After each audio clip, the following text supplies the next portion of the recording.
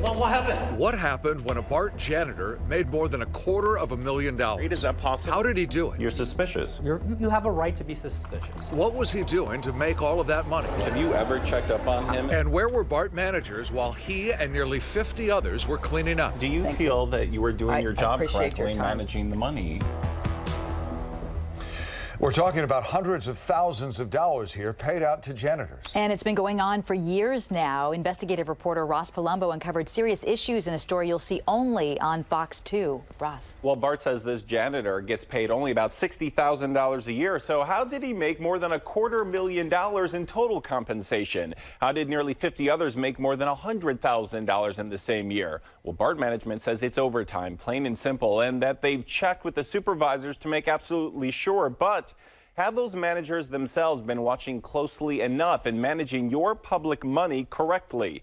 We investigated so you can be the judge. Sir, we just want your side of the story. A tight-lipped janitor. Absolutely the most excessive. An outraged analyst. You haven't looked into it. Oh, excuse me. And BART managers trying to explain. What is it back there? We're not going back there. Trying to stop us. Do you feel that you were doing your job correctly managing the money? Even trying to walk out twice. And that you have not looked into Best it we can. or audited. We have. While serious questions about their management and your money remain. Wait, you have a mic on, man. The squeaks and squeals of possible problems began at San Francisco's Powell Station. As thousands of passengers moved through this dusty and sticky and littered and trash-stuffed station. Two investigators also saw this custodian cleaning and scrubbing and mopping. The price of his cleaning and his service in 2015 was $57,945. The riders are paying The riders are paying for it. but they're actually paying much, much more. While looking at all public salaries across the entire state, Transparent California found that this one janitor, Liang Zhao Zhang, made an additional $162,050, bringing this janitor's total salary and benefits in 2015 to $271,243. He's quadrupled the salary through overtime. Have you ever seen anything like that? No, not at all. Is that outrageous? It's absolutely outrageous. Two investigators then obtained his time card data, and while plotting it out across a calendar, discovered that Bart paid Zhang every single day in 2015, mostly for working and for overtime, sometimes for sick leave or vacation, but every single day. The days with overtime are almost always 17 hours long and many times paid $943 per day. At one point, in fact, Bart records say he worked 17 hours a day for 18 days in a row. Superhuman. I mean, that is...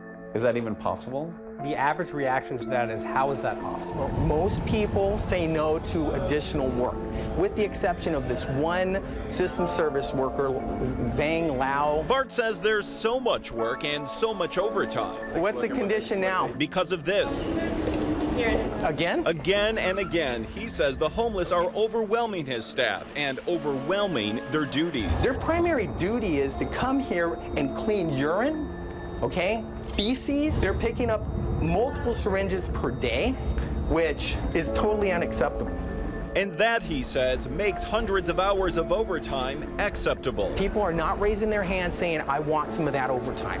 Mr. Zhang has said yes, he's worked hard, he's completed his assignments, so I stand by the work he's done. Have you ever checked up on him in these 4 years?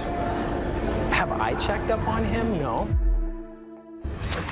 But two investigators checked for him twice, randomly requesting 2 days of video from Bart's own surveillance system. And while we see him working hour after hour, mopping with this machine, emptying the trash and cleaning countertops, we didn't often see him at the elevator that is his, quote, primary duty. Their primary duty is to come here and clean urine. And we do see him looking at a phone with a coworker, standing around here and in and out of this door over and over again. There's nothing but storage of equipment back there. That's not their office, so. Well, we see them spending a lot of time back there in that room. So what is it? Is it an office or is it a storage room? What is it back there?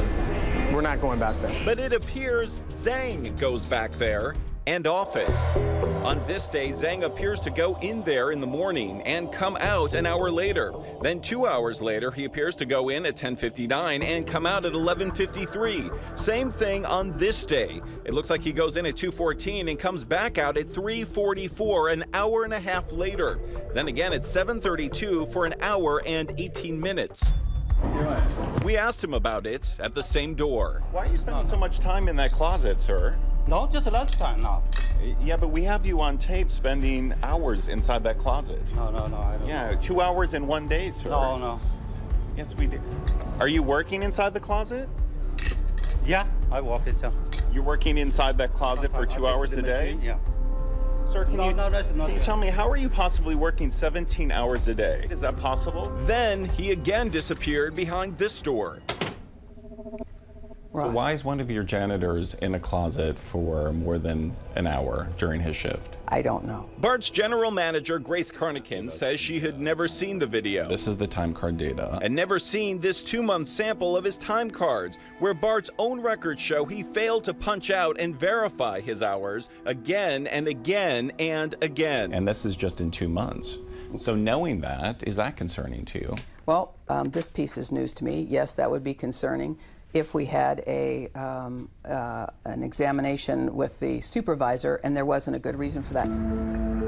His supervisor did approve it, but there's been no extensive examination and no audit during the 4 years from 2012 to 2015, where Zhang made more than $705,000 in pay and benefits. Only for janitors, that's obscene. It's unconscionable. And unconscionable, he says, that there's been no audit for 49 other janitors, who BART confirms also made more than $100,000 in 2015. This has been going on for years. So is there a problem there? There's absolutely, I mean, I would say, a catastrophic management failure there. Do you think this deserves an audit to see what's happening? Not on the face of it. But we're talking about the overtime with your janitors. So we've increased the staffing 2 years in a row. We reduced the overtime this past year. We've reduced the number of hours for overtime. Do you feel that you were doing your job appreciate correctly your time. managing the money? Wait, you have a mic on, ma'am. After she eventually left. Are these still all the cleaning duties right now? And despite first giving us this list, It's very hard to get past number 2 right now. BART later said that Zhang might have worked his way down to number 11 and 20 and might have cleaned inside the closet for 2 hours a day.